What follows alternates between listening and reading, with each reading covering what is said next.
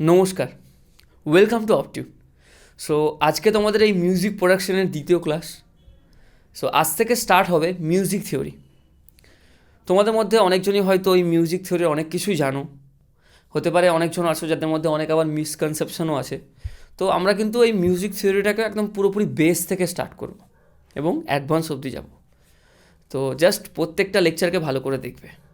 হ্যাঁ, আরেকটা কথা মাথায় রাখবে, এই যত ভালো তোমার মিউজিক থিওরির ওপরে হাত থাকবে তত ভালো কিন্তু তোমার মিউজিক প্রোডাকশানটা হবে।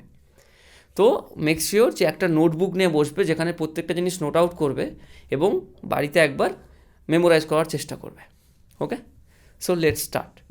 তো চলো এবার স্টার্ট করা যাক আজকের এই মিউজিক থিওরি ক্লাসটিকে।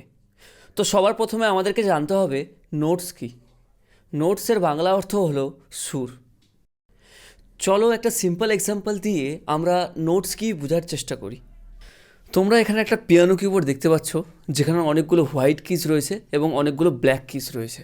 যদি আমরা এই অনেকগুলো কিজের মধ্যে যে কোনো একটা কিজে ট্যাপ করি তাহলে তুমি কিন্তু একটা নির্দিষ্ট ফ্রিকোয়েন্সি রেঞ্জের সাউন্ড শুনতে পাবে। তো এটাকেই কিন্তু আমরা বলছি নোটস।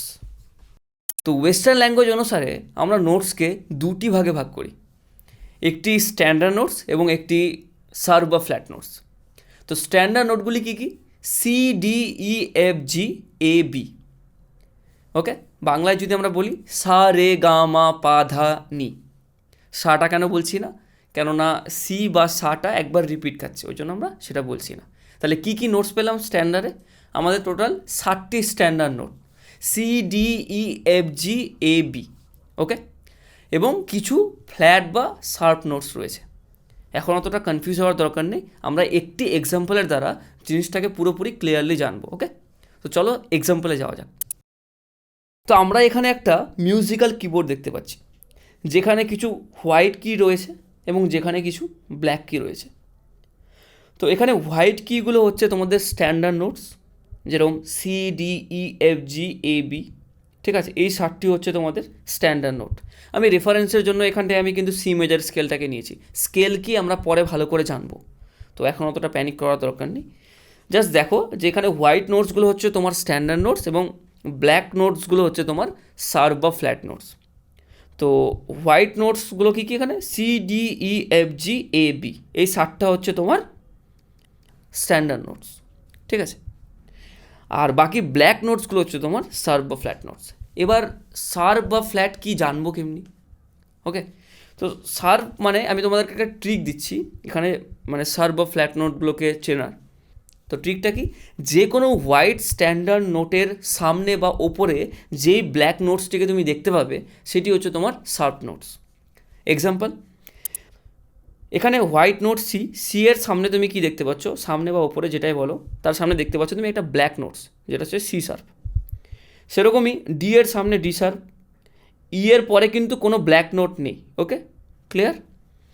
তারপরে কি দেখতে পাচ্ছ? এফের ওপরে, তাহলে এফ শার্প, এফের ওপরে একটা ব্ল্যাক নোট আছে, মানে এফের সামনে ওপরে সেটা হচ্ছে ব্ল্যাক নোট, সেটা হচ্ছে কি এফ শার্প।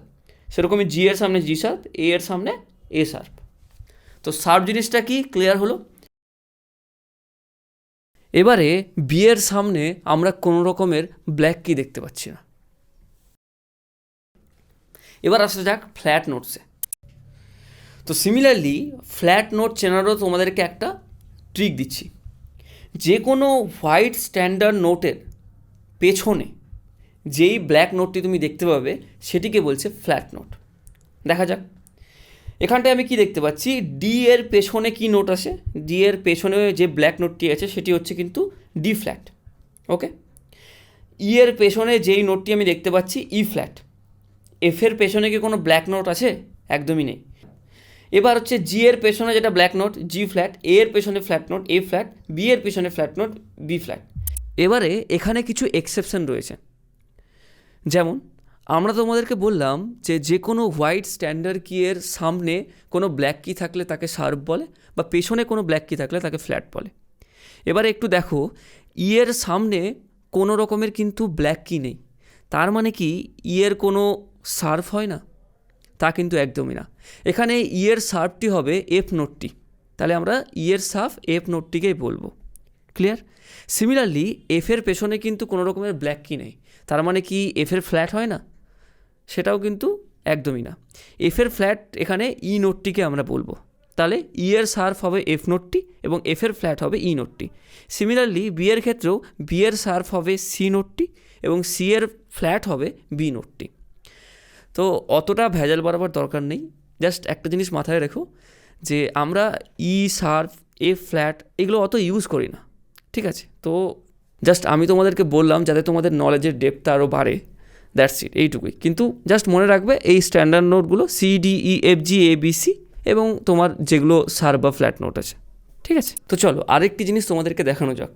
তো তোমরা এখানে একটা পিয়ানো কিবোর্ড দেখতে পাচ্ছ, যেখানে আমরা শিখলাম যে C D E F G A B C এগুলো স্ট্যান্ডার্ড নোট।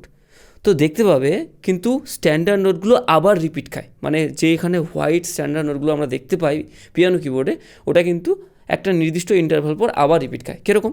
যেরকম তোমাদেরকে একবার দেখায় C C D E F G A B, তারপরে কিন্তু আবার রিপিট খাচ্ছে C D E F G A B, তারপরে আবার রিপিট খায় C D E F G A B. তো একটা জিনিস তোমরা লক্ষ্য করলে বুঝতে পারবে, যখন আমরা আস্তে আস্তে ওপরের দিকে আগাচ্ছি, ঠিক আছে, আপওয়ার্ডের দিকে যাচ্ছি, তো টিউনগুলো কিন্তু একটু তীক্ষ্ণ হচ্ছে, একটু পিচটা হাই হচ্ছে। ক্লিয়ার? তাহলে আমরা কি দেখলাম যে স্ট্যান্ডার্ড নোটগুলো কিন্তু আমাদের থ্রু আউট গোটা পিয়ানো কিবোর্ডে আবার রিপিট খায়। তাহলে C D E F G A B, আবার C D E F G A B, আবার C D E F G A B. যেরকম এটা সি ওয়ান, তারপরে দেখতে পাচ্ছি সি টু, তারপরে দেখতে পাচ্ছি সি থ্রি, এমনি করে কিন্তু রিপিট খেতে থাকে। ক্লিয়ার? সিমিলারলি আমাদের কিন্তু ব্ল্যাক কিগুলোও থ্রু আউট গোটা পিয়ানো কিবোর্ডে রিপিট খেতে থাকে। Example, C sharp, D sharp, F sharp, G sharp, A sharp, আবার C sharp, D sharp, F sharp, G sharp, A sharp, এভাবে কিন্তু চলতে থাকছে, মানে আবার রিপিট খেতে থাকবে। বুঝতে পারলে?